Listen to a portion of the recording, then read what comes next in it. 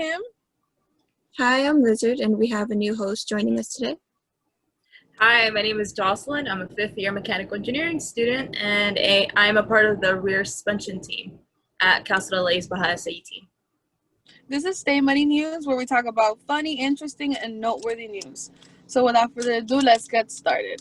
So I came across an article this week, which I found pretty interesting. It's called Room Shift.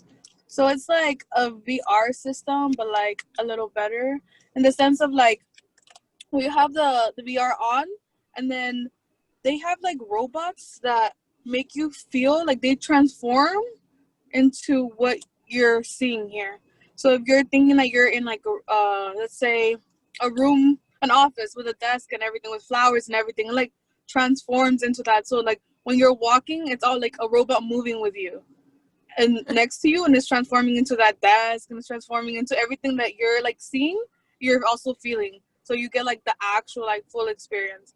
I thought that was pretty awesome. I don't know. I think like everything is advancing, and this is from the University of Colorado. I thought that was pretty great. Like it's like Transformers, like literally in front of you.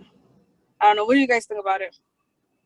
I think it's pretty cool. What is it made out of? Like, is it a wall, or is it like So it was like what the drones video or I came something? across was like 3 parts. It was 2 walls, and there was one that is just like metal. And I don't know how, like, I guess it has like a lot of parts inside that is like the soft side, and everything just starts transforming, and it's also able to pick up stuff. So if there's stuff around that you're visualizing or you're seeing in the VR, they're also bringing it to you. So like it transforms to be able to pick up like certain amount of pounds and also be able to transform into what you're seeing. I thought that was pretty awesome. Yeah. So is it kind of like from like Big Hero 6, was it? With the nano Yeah. thingamajiggies from the movie? Or like Yeah. whatever he imagined, that's dope. Yeah, I thought that was pretty cool. Yeah, it's I think technology is like advancing like crazy, and to be able to like not only like visualize or see it, but you're also actually feeling it. That's awesome. I think that's awesome. That's from the University of Colorado. That's something that's already like being tested, and like it's already like in its final stages of its like the prototype and everything. So that's pretty cool. Yeah, these robots are gonna run this world, man. That's crazy. Can you imagine like how easy it's gonna be to build like models for stuff with just like your pure imagination? That's gonna be freaking dope. Mhm. Like the whole process of like engineering or just anything else is just gonna be so much faster like that, because your imagination is just gonna be brought to life right before your eyes. That's crazy in a way. Yeah. Yeah, so instead of like 3D printing a part, trying to see if it looks good, you could just do it right then and there. Like, doesn't look good. I need to start over, and you should start over right there. And there's like no waste of material. It's just gonna right there. Mhm. But the thing is, also, it's like imagine with that, and like you're imagining some part, right? But would it like come out exactly to your imagination how you're thinking about it? I feel like you're gonna visualize it and it's gonna come out like that, but I'm pretty sure it's just like a bunch of random materials that are making you think that that's what it is, you know? So the assembling is probably not there fully, but it's there like as you can see it, but not in person, Okay. you know? But you're feeling it like if it actually is there, you know? Yeah. Okay. So it's like tricking with your mind and stuff. Yeah. That's trippy. Yeah, it makes you believe all this stuff, you know, like wow. Yeah, because I know like the VR system is like something you can see, and like but you're walking, you're like knocking down stuff because you're seeing something else of like the setting. But now being able to actually feel it, that just takes it to a different level, I believe, you know? Yeah. Wait, but like so you would be able to, I don't understand. So you would have like there would be an actual material in front of you Yeah, taking so up the shape of the so whatever you're like you're like visualizing? I feel like it's more of like giving you like tricking your mind of the materials being put together, but it's not the actual thing, but it's tricking with your mind. Like you can see it, but you're feeling it too, but it's not the actual thing, you know? Yeah, so it's more of like tricking with the mind. But like, are those gonna be sold? Are they gonna be sold commercially? Do you know, or is it just like a work in progress right now? It's a work in progress, but it's like it was already tested and it seems to be very successful. So I'm pretty sure. I feel like that's more of like an experience, you know, like a VR experience out of like a place, not something like everybody could have at home. Yeah, Right. I feel like that's more of an experience that you could have. Yeah, Probably more like a business type thing for you. That's freaking dope. Because like I heard with like a couple companies. Is it okay for me to name companies? If it's in a good light, I think so. Okay. So like I think it was Chevron that says that they were using, was it Chevron? I'm not sure, but they're using these like VR goggles as well to kind of like, I'm not sure if it was Chevron. I'm not sure. I don't know what company. So like whatever. But the point is there's this company that's using some goggles and they're basically going around using those goggles. Oh, it's Accenture. They're using these goggles to like, I don't even know. Honestly, I'm going off about thinking about the company. But the point is that they use these like goggles and they go around to different places and they have the person who they're trying to sell some product to use the goggles, and they're basically visualizing what the place is going to look like in the future kind of thing, and that's how they're selling their stuff. Like, okay, this is how what you're going to see, but right now this place is vacant. Using these goggles you're going to be able to do this. Yeah, that's freaking dope. Go ahead, Jocelyn, enlighten us, please. Enlighten you? Okay, I'm gonna enlighten you, but this kid enlightened me more than anyone here before. He's, well, at 12 years old, now he's 15 years old. At 12 years old, a middle schooler became the youngest person to achieve nuclear fusion in his home. In his house. What? He made a reactor in his house. Oh my god. Yeah. That was like, just for funsies. Apparently he just like, he got interested in learning about this one scientist. Let me see. The little boy's name is Jackson Oswald, and he became like super interested in learning about like nuclear fusion, and he just got really into learning about one of his favorite scientists. I don't remember the name of the scientist. He came out somewhere up here, but the point is he was able to fuse 2 deuterium atoms together in his home, and he got the okay to safely work on his like nuclear reactor at home in the US. Oh my god. How old was he? Said 12? 12. At 12 is when he was able to make that, when he was able to achieve the nuclear fusion. That's crazy. I don't even know what I was thinking at 12. I was definitely not thinking about that. At 12, I was thinking about the next Pokemon game. Like, I wasn't ever thinking about doing some nuclear fusion at home. Never in my life. And then all of a sudden, this kid comes and does this, and I'm like, what was I doing in my childhood? We had it all wrong. Oh my god, that's crazy. He comes out with his like, with his little reactor next to him, and it's like he built it himself from stuff he found at home or stuff he just went like slowly buying. And it says that at first he failed, of course, but little by little he just kept going. His family and friends said that like thought that he was crazy or like he was just going off in some like wild imagination thing. And then all of a sudden he had an actual reactor in his home. Oh, so they just thought it was a little project, but then little did they know he'll be like on the news. This little 12-year-old is just. They thought, oh, this little 12-year-old is just trying to play scientist, and nope. Imagine, I just can't get over that. He's like fusing 2 atoms together at home. It's just like, I just can't get over that. I find it so, like, I find it inspiring and yet incredibly funny because, like, you have no idea the kind of, like, I'm not sure how strong this type of nuclear fusion is. I'm pretty sure that any type of nuclear fusion is pretty freaking strong. But, like, imagine he had to fuse something, like, very dangerous and it's in his home just because, like, nobody was really supervising it or, like, No one took him serious, and now Yeah, look at no him. one took him serious. Yeah. Never underestimate any mind, any age.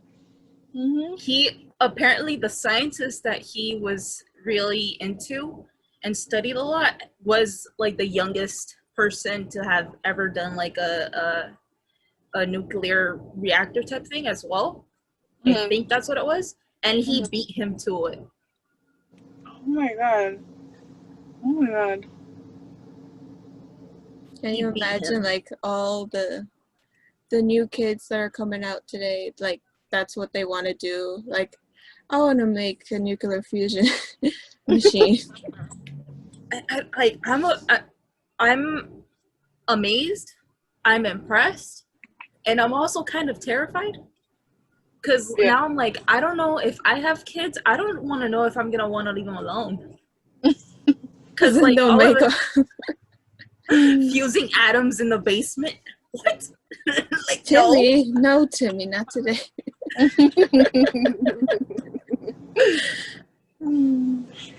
But it's just like the stage of education must be like really, really quick. Yeah. If he could just do that all online, I'm pretty much thinking he should learn that all online.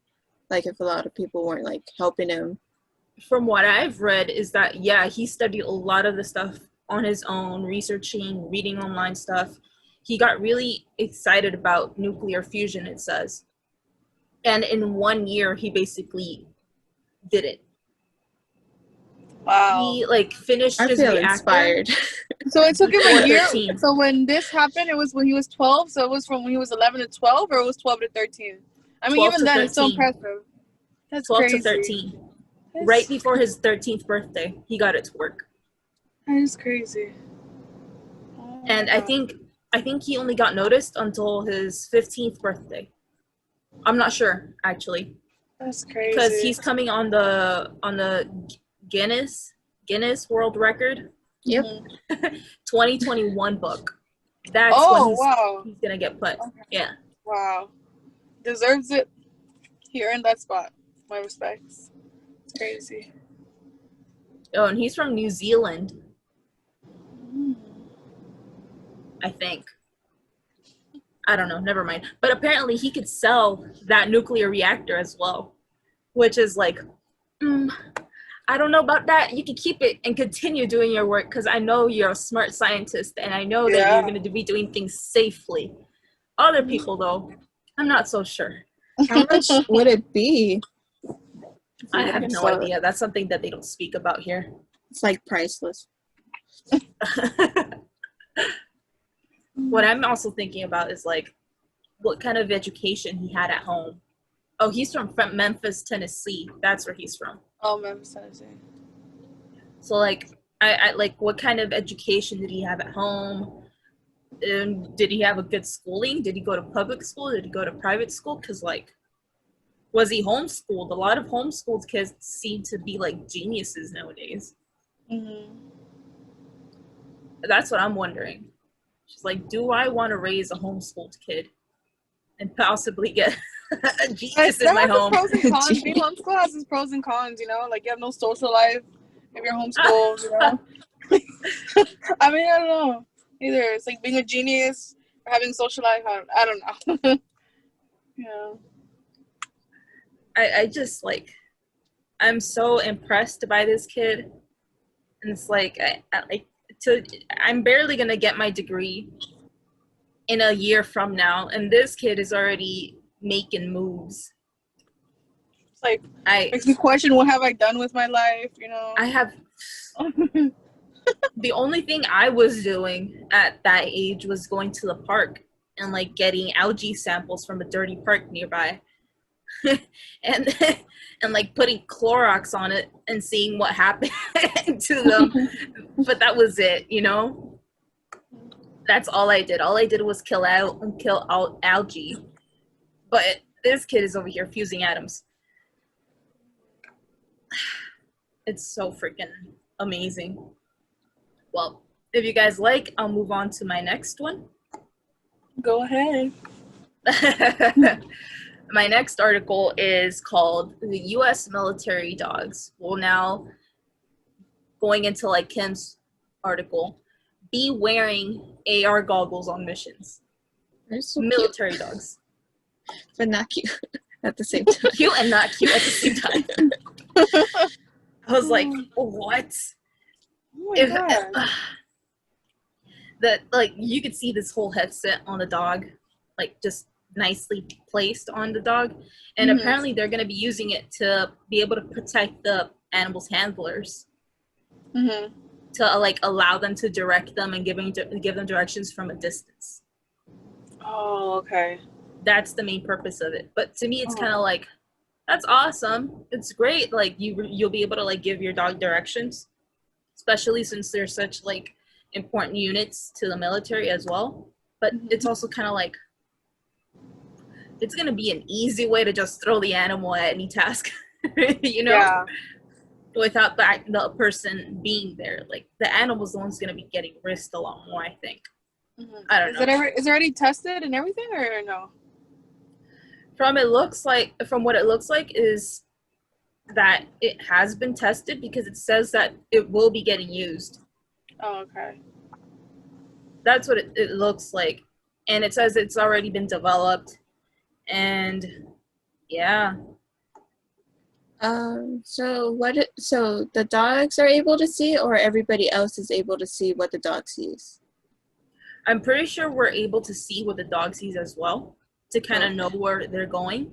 But the dog itself can also see, like, your hand gestures, or like what it is that you want for them to go. Oh, okay. So I think maybe they're, like, using it, so, you know, like, dogs are smaller than humans and a lot light, like, have a lighter weight. They're probably going to be using them to, like, squeeze into tiny spots and, like, get them to go into the right place instead of getting lost in, say, like, any scrimmage or anything. That's what I think. Yeah, that kind of makes me sad.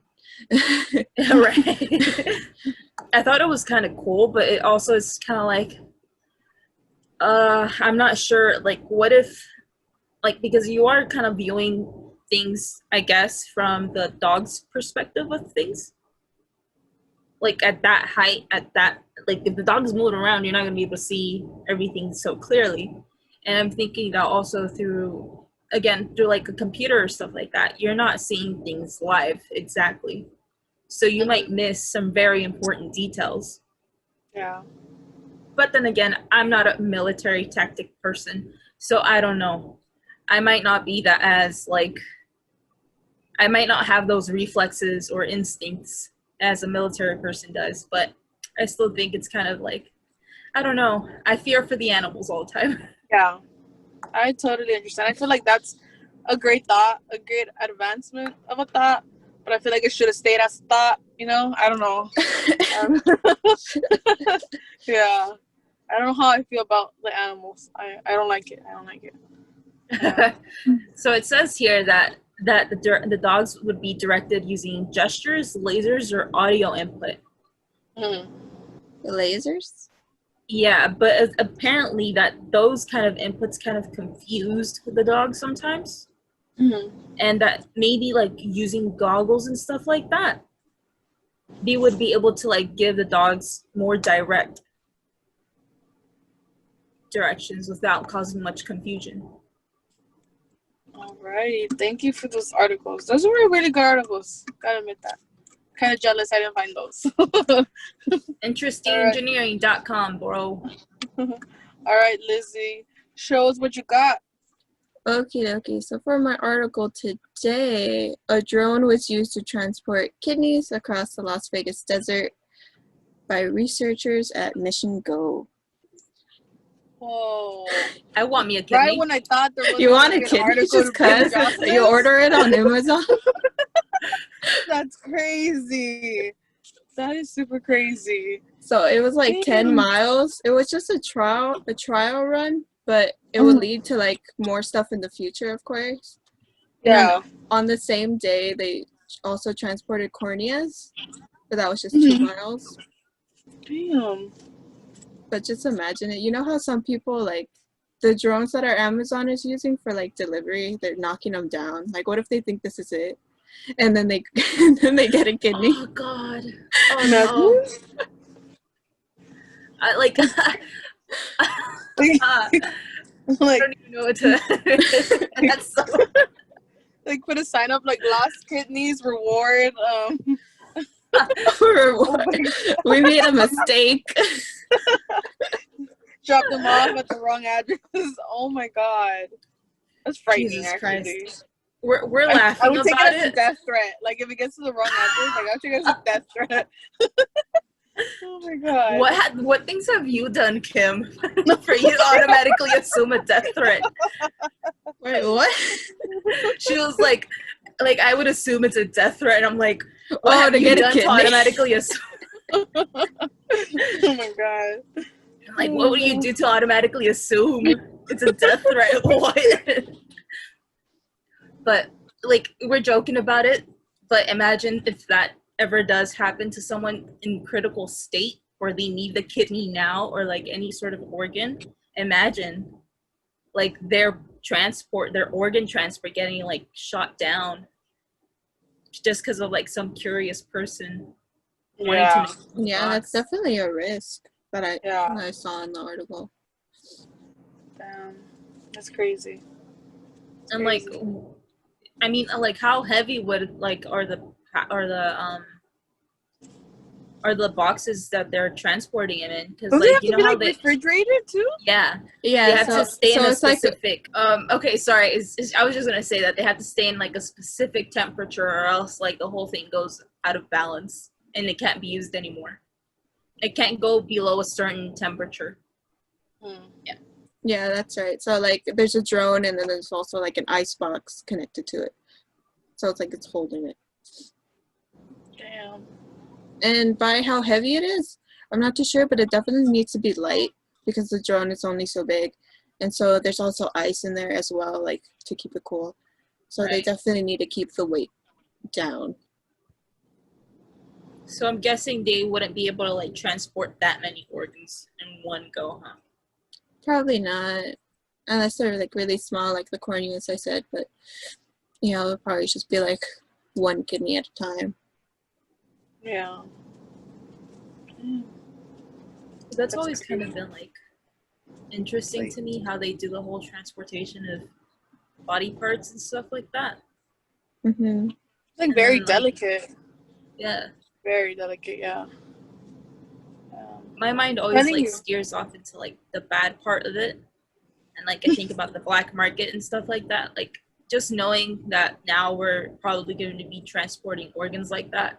How easy is it going to be for like the bad people to like find these boxes and then just take whatever the drone is carrying them and then sell those things for themselves for like a much higher price? I don't want to be giving anybody ideas. Please don't do it. Oh my god, what kind of like stuff they're are you listening doing right now? I'm the one worried, and you're the one over here. Like, yeah, these people talking about the dark web. Jesus. Oh my god. Oh my god, that's crazy. Yeah. Wow. I'm always like one step ahead, thinking about all the bad things that could happen. Yeah. So usually they will be like on commercial flights, but definitely with the pandemic, the flights have like died down. So there's not that many to like transport at a certain time. So they're trying to be like really creative and try to use drones instead. But definitely there's a high risk, I would think. Yeah. That's dope though. Imagine all the people they could be saving, because it's a lot faster like that. Yeah, definitely. Damn. That's really dope. I'm telling you, these robots, they're gonna run the world. They're gonna run it. Robots. And that's very scary. I feel like all the advancement in technology has definitely come in clutch, especially with this whole like pandemic and stuff. Like at stores with like the self-service and everything, less human interaction. I don't know. I feel like definitely has come into our favor with everything. But I feel like there should be a balance in where we get to, because the further we get into like more robots, what's gonna happen to us? Well, I'm pretty utopian about it. Like I'm thinking the robots would do like all the work, and then we'll just like make cabinets on our day off or something, you know? Like, we'll just do art and stuff. Like, we'll just be making movies all the time. Oh my god. Like, since we'll be kind of obsolete, like, if the robots ever get that smart, like, they'll make everything, they'll do everything for us, and then we'll just have fun. But that's a pretty utopian way of looking at it. Yeah, because then like that would be awesome. But then I'm thinking like, but then how are we gonna be making bank? How are we gonna There'll be no money. There'll be no money. That's a utopian ideal for me. It would be like, there's no money. We don't have to actually do anything. It's just like, I wish. Tree, you eat from it. Like, that's all we need to know. Wish. Damn. The stress levels will be down. I really wish that would happen. Yeah, that's why I'm kind of optimistic about robots. Just bring them on. Okay. I'm just afraid of them turning on us. Yeah. Oh, that's what I'm afraid of. Have you seen that video when they were like, you're afraid of robots turning on you, but it's just Boston Dynamics little robot and it just keeps falling over? Oh my god. Oh my god. Okay, I can move on to my next article for you guys. Let's see, is it gonna top it? Is it gonna top it? Maybe, I don't know. Okay, Snapchat is exploring more into augmented reality with City Painter, part of the local lenses feature on Snapchat. So they took a whole street, Canterbury Street, and they 3D mapped it with like 360 cameras and able to allow people to do augmented reality graffiti. Does that make sense? So like they will paint red or they will paint blue on a wall, and then everybody else that has that same feature could see what they painted with their phone. Oh, okay. So like you grab the phone, you paint on the phone, but you're able to see what you did on the wall in your phone. And then everybody else that goes to the same street on that same spot could see exactly what you did and then write over it. Oh, that's actually great. I love the idea. So like instead of graffiti, you'll just like virtual graffiti or what? Yeah, virtual graffiti. That's pretty great, you know? Saves a lot of money to the city, you know? I'm just saying. I mean, there's different types of graffiti, you know? There's the very artistic ones that's very admirable. But there's also, you know, the other ones that, because of them, everybody pays for it, you know? But that, I think that's amazing. I love Snapchat, so Snapchat just keeps getting better every day. I don't know. Yeah. I mean, like, I haven't been using Snapchat very much anymore just because, like, I haven't really, I don't know. I just haven't had anything, like, to post anymore. Like, I'm not into posting that much anymore. But that's a pretty cool idea, I think. Like, yeah, maybe we could, like, a lot of artists could use it as a way to, like, sketch out their ideas before actually doing it. Yeah. That would be very helpful to them. And then maybe it would also give a little anxiety relief for the people who like really gotta go over there and like tag stuff up. Yeah. Maybe like, but yeah, that's pretty cool. I think that's great. Imagine you're like, oh, let me take a picture here. You see it on Snapchat, it's a whole completely different wall. I think that's great. You know, it's like, wow, exactly. Like I wonder who did this, you know? Like I think that's great. I love it. I love it. Yeah, so they closed down the whole street in Carnaby Street in London. And I was thinking this could be very young-minded of me, but I'm thinking a lot of people are going to put phallic images on it. Yeah, it's definitely possible. I mean, a lot of people probably thought of it already. Yeah. And then somebody has to come back and be like, no, and like paints over it. Yeah. Just grunts to it. Like, so it doesn't have to like get approved. Like you can draw something and they can see it? Yeah, well, it was like a trial period only on this one particular street they chose that they 3D mapped. So just people that wanted to try it out that were in that specific area. So the feature was like on their Snapchat account. So there was just like, it was just like a normal feature. And then they just went there and did their little doodles. It's cool. I love it. I love social media. You're just thinking about it. What else could they write on there though? Like, form of expression, everything, you know. I mean, like, I live in a place where like graffiti art is very prominent. Mm-hmm. If I walk down the street that's down south from me, like, and you walk over to the east, you'll start seeing every single wall has some sort of graffiti art. There's always some sort of message, whether it's political, whether it's about the environment, whether it's about something in the community. There's always something, and it's just so beautiful. Like, I just think that would be, the whole Snapchat thing would be like really great, because there would be it would be a really great way for a lot of people to like express themselves, like Kev said, and give out their thoughts. Yeah. It's amazing. But I feel like it works for both favors, in the sense of like the artistic side of everybody, and also in the sense of like the cleaning up, you know. I'm not, like how I mentioned before, that there's different types of graffiti, obviously, and that's where it's because of some people, everybody has to pay for it, where they have to clean it up, even though some of them are like beautiful murals, you know, but they have to clean it up because somebody comes and they write over it, you know. So I feel like it's great for the community as a sense of keeping it clean, and also for the artists to be able to express themselves. Yeah, I think that was what very thought out. Also in the sense of like attacking the artist community for Snapchat, I guess, to draw more people into using the social media platform. So I think that was very smart move in my thinking. Yeah, and I think it definitely needs to be regulated, like as you said, to write over it, so like there'll be like gang signs on it. But yeah. I think they'll figure it out. Yeah. Well, this has been Engineering News. Thank you for joining us, and see you guys next time. Bye. Thank you for having me. Yeah. Bye. Bye, guys. Thank you for listening to Staying Money Podcast. I'm Mr. You can follow us on Twitter, LinkedIn, Facebook, Instagram, and TikTok with the handle Castle Baja SE. You can also check out our website, Castle Baja SE, if you want to check out more stuff about our team, and we also have some merch on there as well. You can also join our Staying Money Podcast subreddit if you'd like. Thanks again for listening. See ya.